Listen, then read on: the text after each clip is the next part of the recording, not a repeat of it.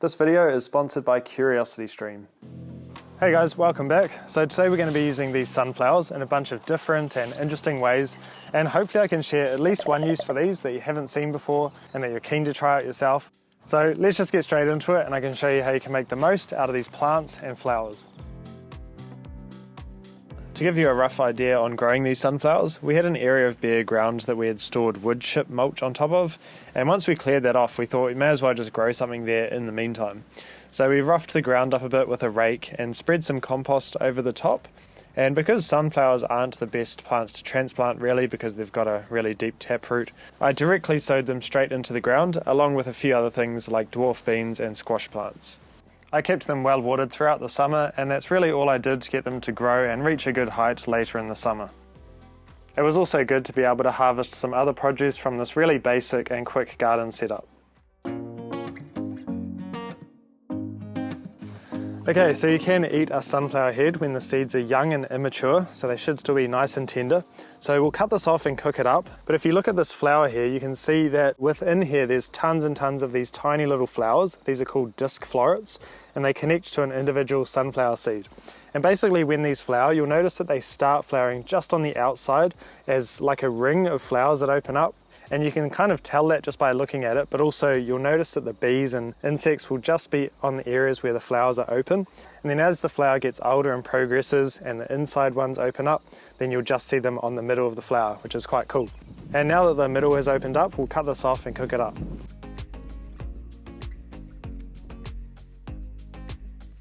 First of all, I'm just rubbing all these little flowers off, and I will be keeping these parts as well to do something with them later on. So I'll just put them into a paper bag and leave them somewhere to dry. You can see the seeds closer to the middle are less mature than the outer ones, and that's totally normal and it looks good. So I'll coat this in some olive oil and just rub that all around. And I'm just putting on a bit of salt as well. And I'm placing these onto my barbecue grill to cook it in a way that I can eat it a bit like a cob of corn. While these cook away, let's make a quick topping to put on top of these.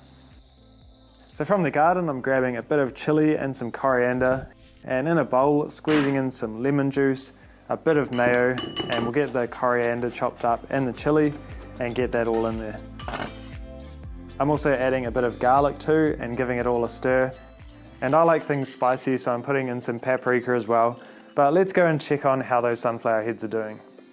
Okay, so the smaller one is looking really good, and you can see the back of it kind of going a bit translucent and the really green colour has gone, and the seeds are looking good and done as well, so that one should be good to try out. The other one still has a bit of that raw green colour on the back though, so I'll leave that one in for another couple of minutes. Alright, so let's just spread that dressing around on there, and can't forget a bit of pepper and some salt, plus a bit of fresh coriander or cilantro depending on where you're from. Alright guys, let's give this a taste. Maybe I'll start just by trying a bit that hasn't got any of the sauce on to see what they're like on their own. On its own it is a little bit fibrous and it tastes very much like sunflowers. If you know the smell of them, then that's basically what it tastes like. It's likely to be more fibrous around the edges where the seeds are more mature. Let me try the middle with all the flavours and see what that's like. Damn, that is really good, especially in the middle where the seeds are even more sort of tender and they sort of melt in the mouth more, but there's still a decent amount of kind of crunch and texture.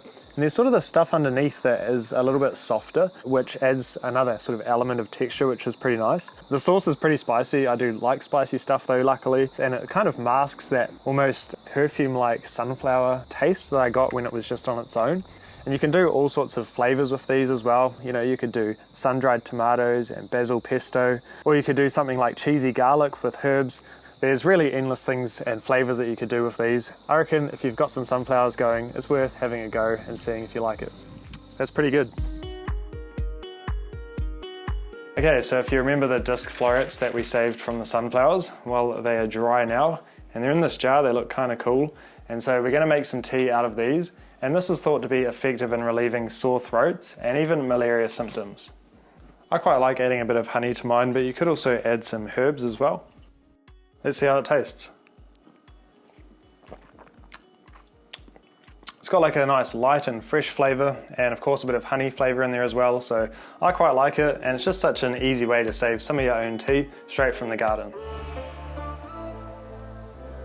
I'm honestly not sure how this next one will turn out, but supposedly you can eat a sunflower bud before it opens up and use it a bit like an artichoke. But one thing you could do if you wanted to grow these for the buds is to choose a variety that has multiple flower buds on the one plant, and that way you can still enjoy some of the flowers even if you've already harvested some of the buds to eat. So I haven't made time to cook this up yet, and it's been sitting in my fridge for about a week, and as you can see it's starting to open up, so not ideal. We'll cook it up anyway and we'll see how it turns out. So first off, I'm just chucking this into some boiling water and I'm going to leave it in there for about 3 to 4 minutes. Alright, so you can see that the water has really started to change colour now, and I have seen another video where they basically said to tip the water out and then put new water in it and let it boil for a bit longer. So we're going to do that, and I'll leave it for a few more minutes. So poking the back with a knife, it does seem like it's cooked. I'm not entirely sure, this will be my first time trying this. So I'll just peel all of these sort of outer leaves off it, and I'm just going to cut all of the flowers off the front. I don't think you would need to do this if you had a bud that was younger, so this one's probably not the ideal example. So you can see that this isn't super tender because it is a bit old, but we'll cut it up, chuck on some salt and pepper, and give it a taste. Interesting.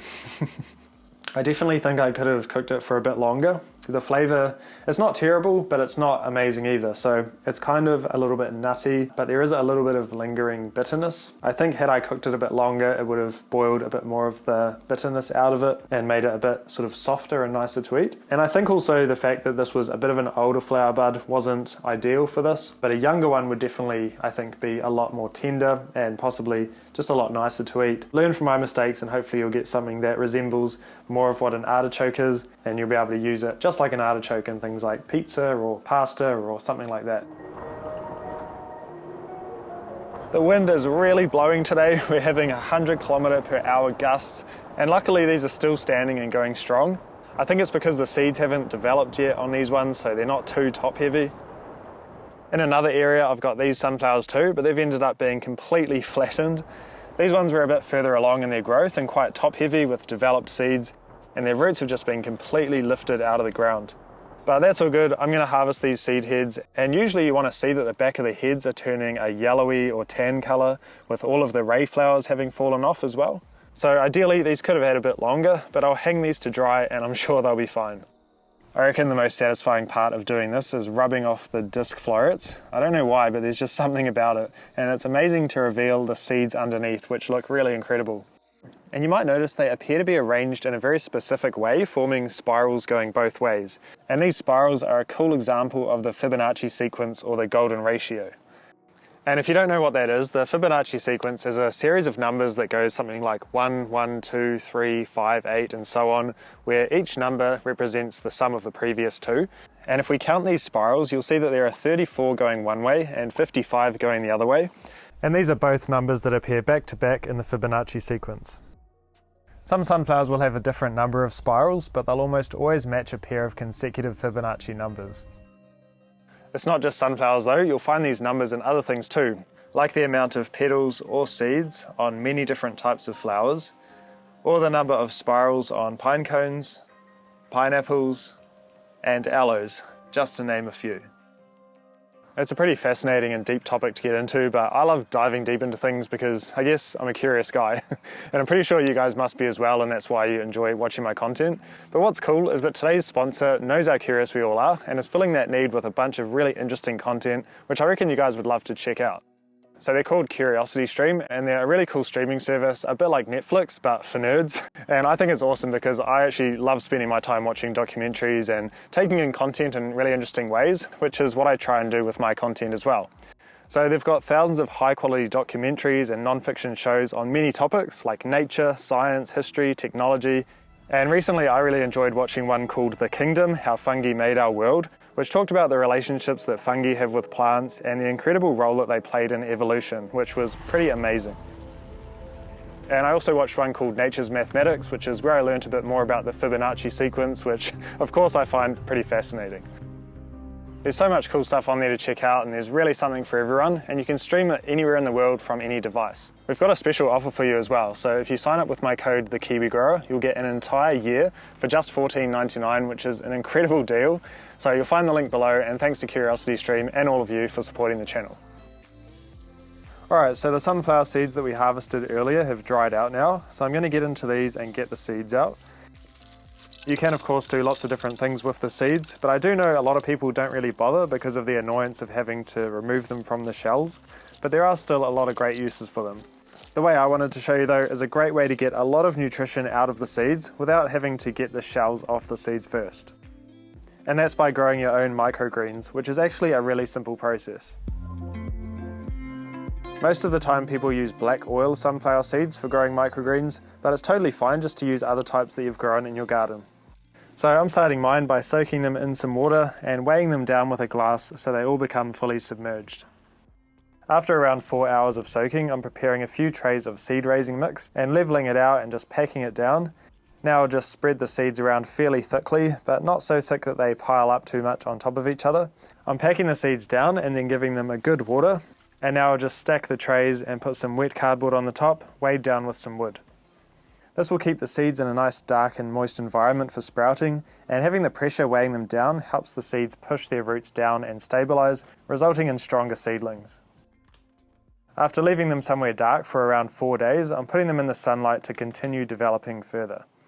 Sometimes at this stage you can get some mould happening, and when I've had this I just pick out the worst of it and then spray them with some white vinegar that I've heavily diluted with water, and doing that and making sure they're somewhere with good airflow usually sorts it out pretty easily.